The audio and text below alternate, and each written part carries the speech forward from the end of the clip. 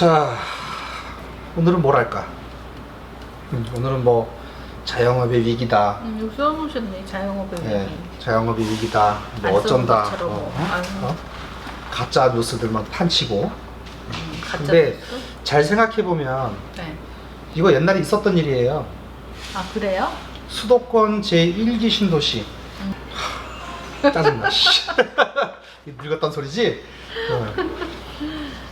야, 그때 무슨 일이 있었냐? 수도권 제1기 신도시를 서울 외곽으로 져줬잖아요.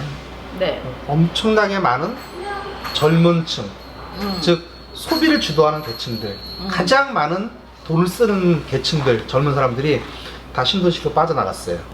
그래서 서울에 공동화 현상이 생겼고, 그때 뉴스가 뭐라 그랬냐면 뭐 서울 종로에 사람이 없다, 전적 시간이 늦었으니까 한산하다, 전부 다 사람들을 수도권 외곽으로 다 빼버리면 여기에는 거주하는 사람들이 없기 때문에 이렇게 자영업이 몰락을 한다, 여기에 대한 대책들이 세워야 된다. 그런 게 나왔었어요? 이랬었단 말이야. 난 그때 서울에 있어서 모르겠네. 나이가 어리셔서 그럴 거야. 참 이 정도는 늙어줘야 이제 그런 걸 알아요. 그러게. 네, 이 정도는 늙어줘야 돼. 이제 그런 일들이 있었습니다. 지금 그 일산신도시가 26년이가 됐어요. 아우 오래됐네요. 딱 내 나이 정도 된 거예요. 내 나이 정도 된 거야. 어떻게 생겨 선생님? 거기 있는 분들이 가장 어린 사람이 내 나이. 거기 거주하시는 분들이. 그리고 조금 더 나이가 있으신 분들은 한 65세 정도. 요렇게 된 거예요. 그러네. 자, 그럼 한번 생각을 해봅시다. 수도권 2기 신도시에서 똑같은 일이 벌어졌죠. 그렇죠. 서울 외곽의 수도권 제2기 신도시, 1기 신도시보다 2기 신도시가 조금 더 외곽에 있어요. 맞아. 그러니까 젊은 사람들이 서울에서는 돈을 못 사니까, 집을 못 사니까, 돈이 없어서 돈을 못 산댄다. 자, 그래서 집을 못 사니까 수도권 제2기 신도시로 갔단 말이에요. 집값 싸지, 환경 훌륭하지, 깔끔하지, 구질구질하게 녹물 나오는 그런 30년대 40년대 아파트 매독이라고 머리에 껴안고 있지 않아도 되지. 그렇지. 이렇게 갔단 말이야. 환경이 좋으니까. 그러니까 어떻게 해요? 서울에서 가장 많은 소비를 해줘야 되는 사람들이 외곽으로 나갔잖아요. 네. 그럼 당연히 수도권 1기 신도시 때처럼 특정 소비계층이 없어졌으니까 당연히 상권이 죽을 수밖에 없죠. 그 다음에 신도시가 생겼다는 것은 또 다른 상권이 생겼다는 얘기가 되는 거예요. 그렇죠. 그렇잖아요. 그럼 그쪽으로 또 집중될 거 아니야. 상권이 흩어진 거라고. 기존에는 하나의 상권에서 소비하던 사람들이 이제는 2개, 3개의 상권으로 흩어진 거예요. 사람이 가장 많은 소비를 해줘야 되는 젊은 계층들이 외곽으로 나가고, 그러니까 당연히 공동화 현상이 생기는 거고, 그렇죠. 여기에서 소비를 해줄 사람들이 없어진 거고, 밖으로 나간 거지.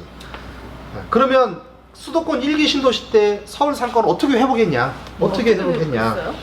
어린애들이 자라서 특정 소비계층이 될 때까지, 기다리는 거냐? 가장 많은 소비를 할 수 있는 나이에 이를 때까지 기다리는 거야. 어쩔 수 없어. 그래서 그거를 회복하는데 그 당시에 5년에서 한 7년 걸렸어요. 5년에서 7년이면 이제 고등학생들이 26, 7이 되고 대학교 1, 2학년 있는 사람들이 결혼할, 연애하고 한참 그럴 때잖아요. 그쵸? 그러면 그 특정 계층의 사람들이 다시 만들어져요. 그렇죠. 근데 지금은 결혼 정년기가 더 늦어졌기 때문에 어떻게 그때하고는 좀 다른 면은 있는 것 같아. 맞아. 하지만 확실한 거는 가장 많은 소비를 해줘야 될 계층이 수도권 외곽으로 빠져나감으로써 당연히 소비 계층이 줄었고, 당연히 자영업은 몰락할 수밖에 없어요. 소비가 안 될 수밖에 없어. 그렇잖아요. 그 다음에 신도시 상권도 지금 제대로 활성화가 안 돼 있는데, 그쵸. 소비처럼 많아지고, 특정 소비 계층이 블랙홀처럼 훅 빠져나갔으니까. 그러면 새로운 사람들이 여기 세워야 되는데 그 특정 계층이 여기 한꺼번에 더 채울 수가 없어. 그쵸. 임대료나 이런 게 너무 비싸요. 네. 그죠? 자, 그러면 임대료도 이제 하향 안정화로 가. 점점점 낮아진단 말이야. 임대료가 낮아지니까 신도시에 더 싸졌죠? 임대료가? 자, 그러면 다시 들어가서 또 채우기 시작해요. 그 다음에 특정 소비 계층은 시간이 지나면서 이제 어른이 돼 있고, 특정 소비 계층이 될 나이가 돼 있어. 또 기다려요. 또 소비하기 시작해. 그러면 임대료가 또 상승해. 핫플레이스가 형성이 돼. 너무 핫플레이스가 형성돼서 임대료가 비싸서 남지 않으면 다시 또 하향의 길을 걸어. 이렇게 파도처럼 올라갔다가 내려왔다, 올라갔다, 내려갔다. 지금 수도권 제2기 신도시가 올해까지, 작년부터 올해까지 엄청나게 입주를 했잖아요. 맞아. 바로 타격을 받잖아. 그러니까 이는 과거를 보면 현재를 알 수 있습니다. 그럼 미래는 역시 또 과거를 봐야지. 그렇지. 역시 또 과거를 봐야지. 어떻게 회복됐냐는 과정을 봐야 되는 거지. 네, 자, 그렇습니다. 자, 그리고 이제 뭐 안타까운 얘기지만 네. 이 경제가 고도 성장을 하던 시절에는 개천에서 용이 많이 났어요. 그렇죠.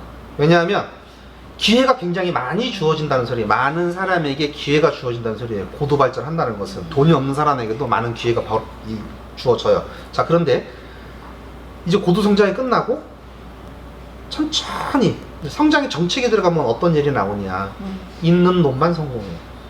돈이 있는 놈만 성공하고, 그 다음에 부동산 가격이 점점 오르는데 모든 소비자 가격 이런 건 오르는데 인건비만 안 오르는 현상이 생겨요. 딱 정체가 돼버리면. 근데 우리나라가 이제 옛날처럼 고도 성장은 못하죠. 끝났어요. 개천에서 용날 일이 없다. 개천에서 용날 일이 없습니다. 또 부동산 가격은 우리가 소득이 정체돼 있음에도 불구하고 돈이 갈 데가 없고 가장 안전 자산이잖아요. 그렇죠. 그러니까 부동산 가격은 조금씩 계속 올라갈 거예요. 그러니까 유럽이나 이런 뭐 미국 애들 주로 그 주요 선진국 사람들은 집을 살 생각을 못 하니까 월세를 사는 거예요. 걔네들은 당연히 월세를 삽니다. 근데 그게 상식이 아니고 걔네들도 자기 집 사고 싶어요. 근데 그 선진국에서 소득이 그렇게 높아도 도시에서 집 하나 산다는 거는 있을 수가 없는 일이에요. 왜? 거기에 모든 자본이 집적되고 성장이 정체되고 하기 때문에 한번 부를 가진 사람들은 끊임없이 계속 부를 갖게 되는데 없는 사람들이 그 부를 모으기에는 평생을 먹어도 못 모으는 현상이 생겨요. 그럼 우리도 그렇게 돼요. 그렇게 돼요. 네, 그러니까 제가 항상 얘기하듯이 집값이 오르고 장기적으로 내리고 뭐 10년을 주기로 오르고 내리고 하더라도 똘똘하지 않더라도 이런 위성도시, 이게 저평가된 도시에 집 한 채 정도는 있어야 삶이 안정된다는 얘기를 하는 거예요, 자꾸. 네. 마음 편하게 살지 안정된다는 소리를 하는 마음도 거예요. 편하고. 네. 자, 월세를 산다는 소리는 무슨 소리냐면 내가 소득이 없으면 나가야 된다는 소리가 나오는 거예요. 그렇죠. 월세를 못 내니까 뭐 길바닥에서 죽어야지 뭐. 그런 일이 생기는 거잖아요. 근데 은행 이자가 높아요, 월세가 높아요? 월세가 높아요. 당연히 월세가 높죠. 네. 그렇기 때문에 이렇게 좀 자기 소득에 맞는 곳으로 오셔서 좀 위성 도시에 뭐 이런 양주나 이런 것처럼 집값이 굉장히 싸잖아요. 이런 위성 도시에 집을 하나 마련하고 삶을 안정화시키는 게 굉장히 필요하다는 얘기를 하는 겁니다. 수도권 1기 신도시 때 고착화된 집값은 지금까지 계속 이어왔어요. 마찬가지입니다. 이제 당분간 금리가 오르고 뭐 어쩌고 그러면 집값이 살짝 조정이야 받겠지만 네. 3억짜리 집이 1억이 되겠어요? 2억이 되겠어요? 그렇죠. 2억짜리 집이 5천만 원이 되겠어요? 1억이 되겠어요? 그런 일은 없어. 여기는 경기도권이니까 수도권이니까 안 그렇죠. 그런 일은 없어요. 그 다음에 경기가 안 좋아지고 성장이 느려진다는 소리는 도시화가 집중된다는 소리예요. 그렇죠. 지방에 먹고 살 게 없기 때문에 도시화가 도시로 자꾸 사람이 더 들어와요. 그러니까 이쪽 집값은 오를 수밖에 없고 고체가 될 수밖에 없고, 그 다음에 분부의 격차가 완전하게 벌어져요. 네. 이제 우리 근로자들은 모아서 서울 안에 집 못 사요. 이런 일이 그렇죠. 계속 벌어지게 된다고. 그래서 꼭 돈이 없는데 서울에 있는 집만 자꾸 고집하지 마시고 이런 위성도시에 있는 저렴한 집, 앞으로 교통이 개선이 되고 집값이 상향 안정화 될 곳을 찾아서 내 집을 마련하고 투자하시는 거, 이게 굉장히 중요합니다. 네, 그래서 오늘은 여기까지 말씀을 드렸고요. 수도권 제1기 신도시가 활성화되기 시작하면서 서울의 상권이 죽었잖아요. 네. 그 이유. 그 다음에 지금 수도권 제2기 신도시로 이주가 시작되면서 서울의 상권이 죽고 자영업의 위기라 그래요. 그래 어쩔 수 없어. 왜? 자, 저 두 번째 이유. 돈이 은행으로만 몰리잖아요. 그동안 소비로 골고루 갔었는데 이제 집값이 수도권 제2기 신도시기가 집을 쏟아내기 시작하면서 거기에 담보대출이 어떻단 말이야. 그렇죠. 자, 그러면 이제 그동안 소비에 쓰이던 곳이 어디로 가요? 은행으로. 은행 이자로 가는 거예요. 네. 그러면 다른 데는 줄여야겠죠. 그렇죠. 다행히 그러니까 당연하게 자영업이 몰락할 수밖에 없는 그렇죠. 거지. 소비가 더 소비가 줄어드니까. 소득은 거의 차이가 없는데 은행에 가는 돈을 늘리면 다른 쪽은 줄여야 되니까. 그렇다고 학원비를 줄이진 않아요. 맞아. 학원비를 줄이면 최악의 경우야. 소비를 줄인다면 그 당연히 자영업이 몰락할 수밖에 없는 거죠. 뭐 문재인이 어떻게 해서 그렇다 뭐 그러는데 그런 건 아니고 수도권 제1기 신도시 때 벌어졌던 일들이 지금 그대로 벌어지고 있는 겁니다. 단 수도권 제1기 신도시 때는 그래도 성장이 어느 정도 받쳐줄 때고 지금은 그때보다 성장이 훨씬 더 느리고 둔화돼 있어요. 그렇죠. 이제 요거를 참고를 하셔야 됩니다. 네. 그래서 항상 얘기하지만 똘똘한 집 한 채 반드시 가져야 된다는 거. 앞으로 개천에서 욕날 일 없다는 거.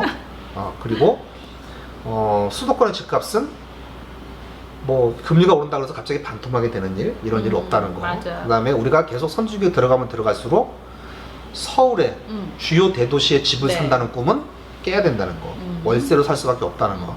그러니까 지금이라도 똘똘한 집 한 채, 너무 똘똘한 서울의 집 한 채 이런 거 바라지 말고 내 수준에 맞는. 내 수준에 맞는. 그 다음에 내 수준에 맞는 투자처. 네. 서울 강남에 집 사면 오르는 건 다 알아요. 저도 사고 싶어요. 20억이 없어서 그래. 20억이 없어. 20억이 없어서 못 사는 거예요. 그러니까 위성도시 이런 조그만 소액 투자자들은 이런 위성도시에 조금씩 투자해서 아름아름 모아서 네. 들어가시면 돼요.